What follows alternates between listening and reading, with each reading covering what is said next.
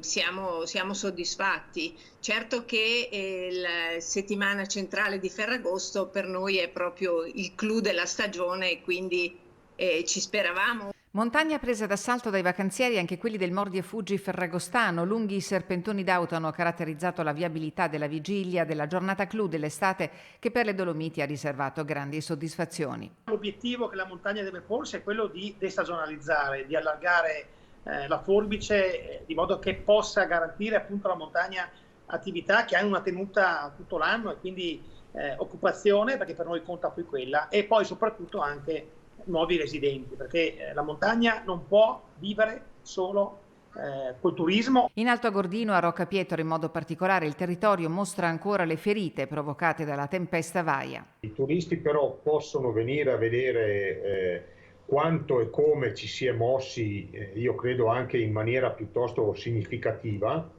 con tantissimi cantieri che non stanno disturbando, io credo, più di tanto il turista, perché abbiamo un territorio molto ampio a livello di chilometri quadrati, quindi ci si può muovere abbastanza agevolmente. La pandemia ha messo a dura prova le attività ricettive dai rifugi agli alberghi, anche a causa delle norme anti-Covid che hanno modificato i flussi turistici. Mancano flussi turistici stranieri e ne sentiamo la mancanza non tanto in questi giorni di Ferragosto dove la nostra clientela è prettamente italiana, ma proprio prima e dopo agosto, che sono per noi mesi classici di frequentazione straniera. Quindi fin tanto che questi flussi non saranno ripristinati avremo comunque una sofferenza di base.